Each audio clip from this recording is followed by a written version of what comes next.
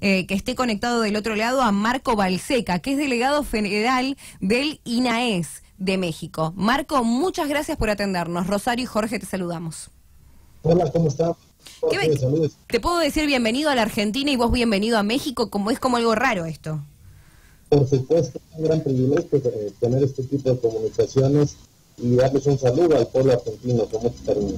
Bueno, nosotros le mandamos un saludo a todo México, porque hoy estuvimos recorriendo las distintas partes y las distintas personalidades. No sé si estuviste un poco al tanto, pero estuvimos con Marisela también, estuvimos con Rosa Cris también, que nos hablaba de la comunicación.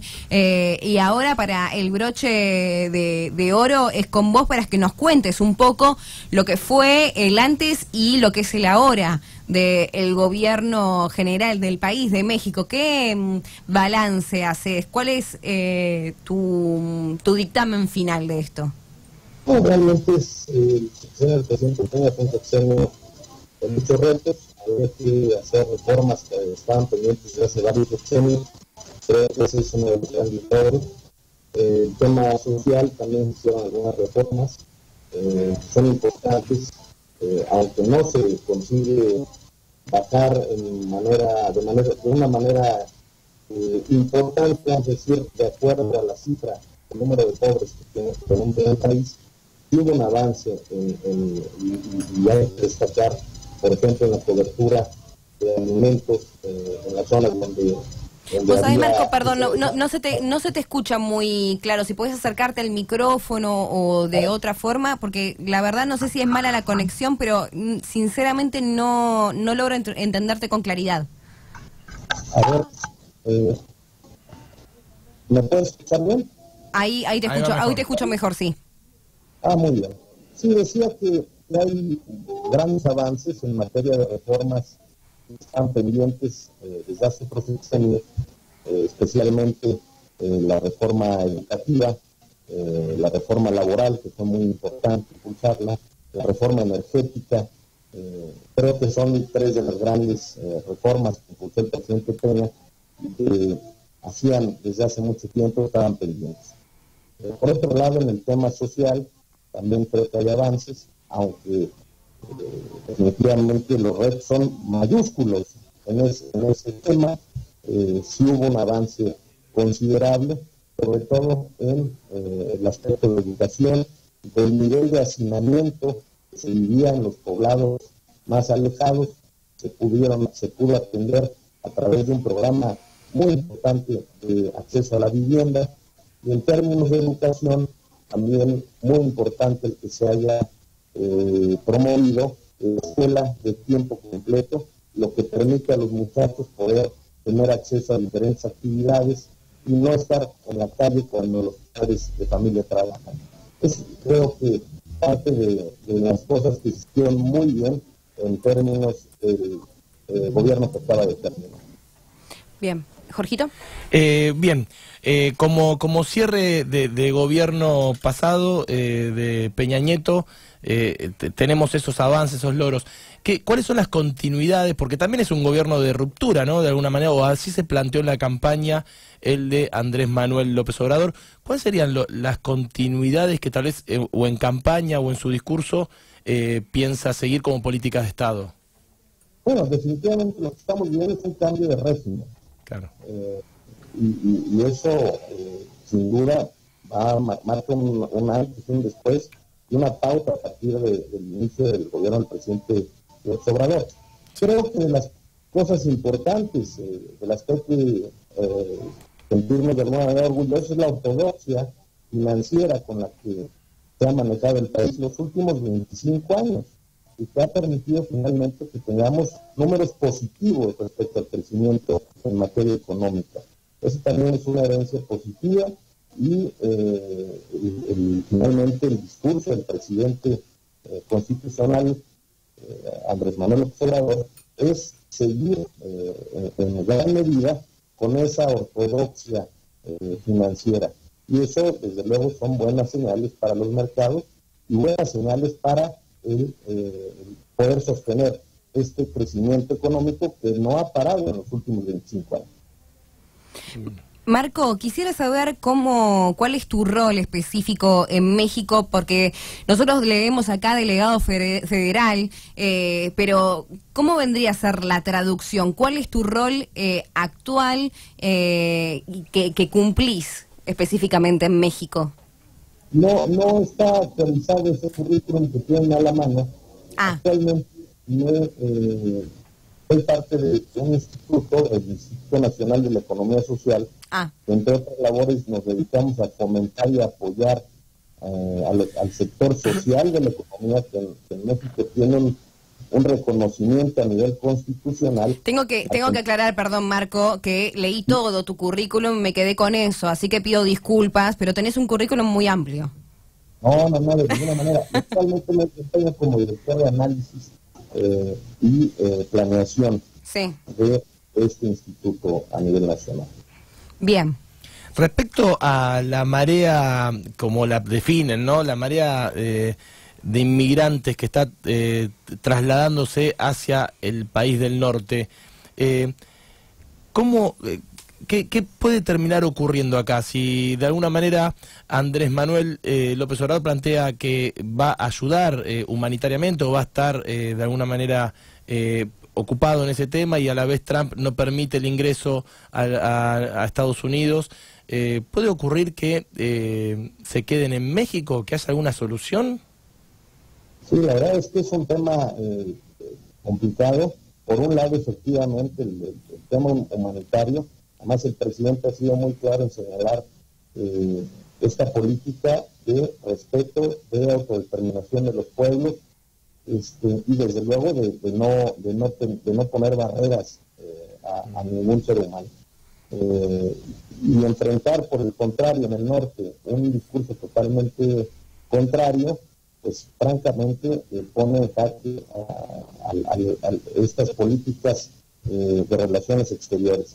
Sin embargo, yo creo que lo más valioso de esto es finalmente el darle cabida a la gente que pasa por nuestro país. Muchos de ellos se quedan. Este nuevo gobierno tiene una política muy fuerte en materia social, y esto va a permitir de alguna manera evitar que esta gente se vaya a actividades ilegales, actividades delictivas que causan mucho prejuicio y mucho dolor en todas las comunidades del país. Entonces, en la medida de que fomentemos y de que haya más fuerza, más recursos, más inversión en los programas sociales que está incentivando el presidente, va a ser la medida de que haya menos delincuencia en cada uno de los rincones del país. Marco, ¿cómo considerás la relación que puede llegar a tener con la presidencia de Estados Unidos, con la de Brasil o inclusive con la de Argentina? ¿Lo ves como algo factible? El Mercosur, porque hubo un mensaje claro tanto del presidente Macri como obviamente supongo que las conversaciones que van a tener con un Bolsonaro o mismo con Trump. Sí, va a haber una muy intensa relación con los diferentes países del mundo. Desde luego, fundamental la relación en América del Norte, en América del Sur, y una relación que tiene que fortalecerse necesariamente, la relación con Centroamérica y el Caribe. Así que yo creo que vamos a tener un presidente muy activo en este tema. Y eso, fundamentalmente, México deberá de liderar, como lo ha hecho en muchos ámbitos, el esquema y la relación con América del Norte. Y somos uno de los países con mayores tratados en el mundo. Tenemos tratados comerciales con prácticamente más de 190 países del mundo, y eso hace que la política exterior del presidente sea algo relevante. Vos sabés, Marco, que quiero saber un poco el rol del presupuesto con los programas sociales del instituto. El instituto es el INAES y obviamente está la palabra del presidente, que el lema que tiene es, el lema primero los pobres. Entonces, ¿cuál es el presupuesto que tiene con los programas sociales y qué es lo que piensan hacer? Y definitivamente, primero los pobres tienen una lógica. Finalmente, la política contra la pobreza no ha dado los resultados que quisieran.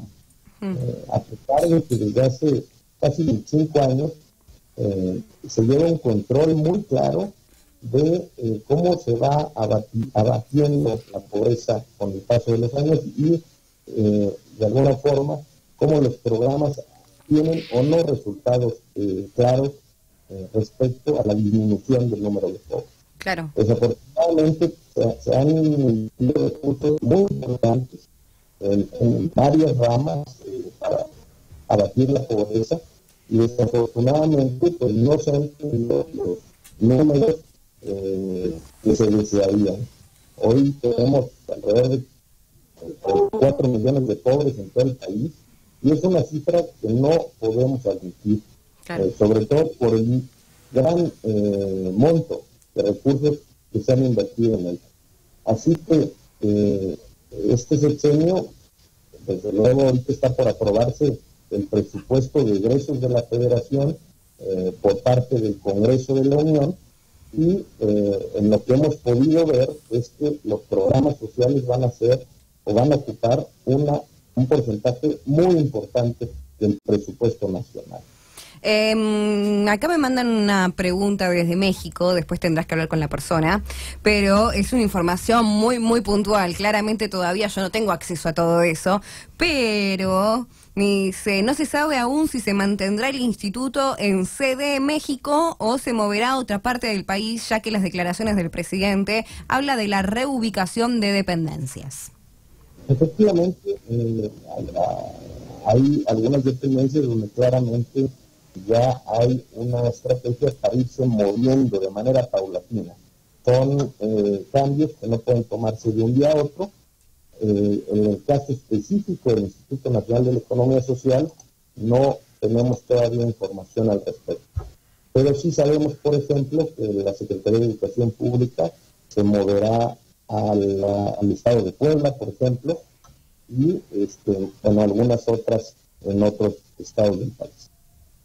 Bien, Jorgito, ¿tenés alguna otra pregunta más? No, está interesante. Lo que me quedé tal vez pensando es, México cuenta con herramientas. Acá muchas veces la información que nos llega, ¿no? Es una información, por supuesto, muy sesgada y de alguna manera muy transformada, no tenemos la información directa, claro. Y siempre con el punto de vista del medio que te la cuenta. Claro, y con la particularidad de que no estamos viviendo esa realidad, ¿no? Entonces uno, bueno, decide qué creer y cuánto creer de cada noticia que recibe. Un poco lo que tratamos de hacer nosotros acá es hablar con las personas específicas para que nos cuenten de voz propia, de la propia persona, lo que... En lugar, ¿no? Claro, porque totalmente. Si no nosotros nos contamos, pero nosotros tomamos... A ver, seguramente, Marco, te pasa cuando lees cosas de Argentina. Lees algo de un medio, pero ese medio tiene una ideología, entonces vos ya creás una idea de esa noticia con la ideología que te plantearon, metiéndole tu ideología en el medio.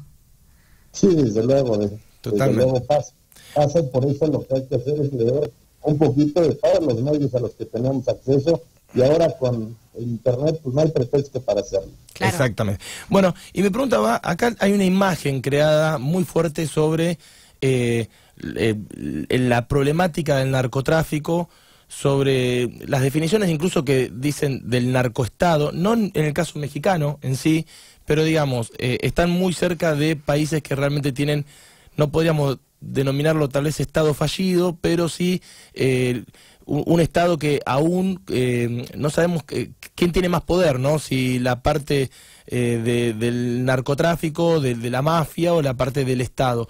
¿Ves que México cuenta con las herramientas, el Estado mexicano cuenta con las herramientas para afrontar eso? Porque como dirigente de la economía social, lo digo, las personas están a merced de lo que le pueda solucionar sus problemas de supervivencia. Si no se lo puede solucionar el trabajo formal o legal, se lo va a solucionar de alguna manera estos grupos mafiosos.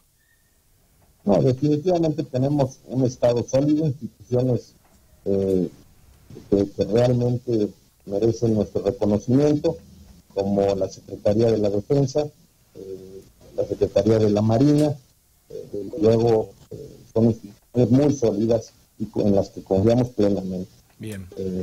Yo creo que está muy lejos de convertirse en un Estado fallido y muy lejos de ser un narcoestado. Creo que sí es un problema muy importante, el tema del narcotráfico y la inseguridad. Es un tema con el que hemos venido batallando desde hace ya un par de sexenios de una manera frontal.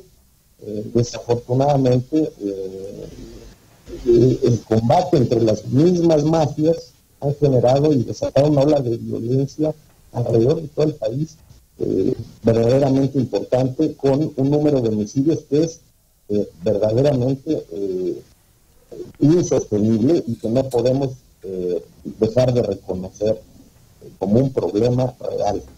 Claro. Sin embargo, el presidente López Obrador ha señalado con mucha claridad esta estrategia de una Guardia Nacional, de la mano de la Policía Militar, de la mano de la Policía Naval y la Policía Federal, para enfrentar de manera regional, es decir, el país se dividió en microrregiones y cada microrregión tiene una problemática específica.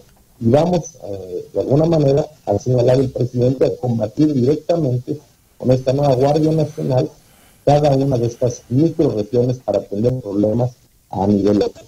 Claro, porque es algo novedoso, Marco, la creación de la Guardia Nacional Militar y al mismo tiempo la venta del avión presidencial y que el presidente actualmente solo va a andar en aviones comerciales a partir de ahora. Sí, ha sido parte de la oferta política con la que participó en la elección y en muchos de los casos, en los primeros días, pues está dando cuenta de que realmente piensa cumplir con la palabra empeñada. Claro, pero al mismo tiempo dijo que no iba a tener seguridad, pero claramente supongo que se dio cuenta que sí debía tenerla.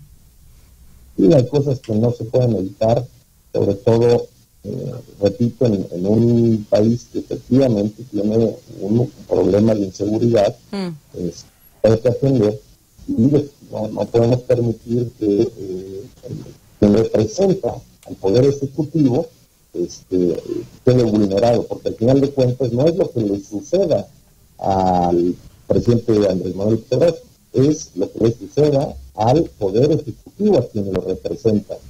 Ahí que deja de ser una persona y se convierte en una institución y a la que hay que cuidar desde luego. Entonces, qué bueno que así sea, que pueda estar resguardado de una mejor manera.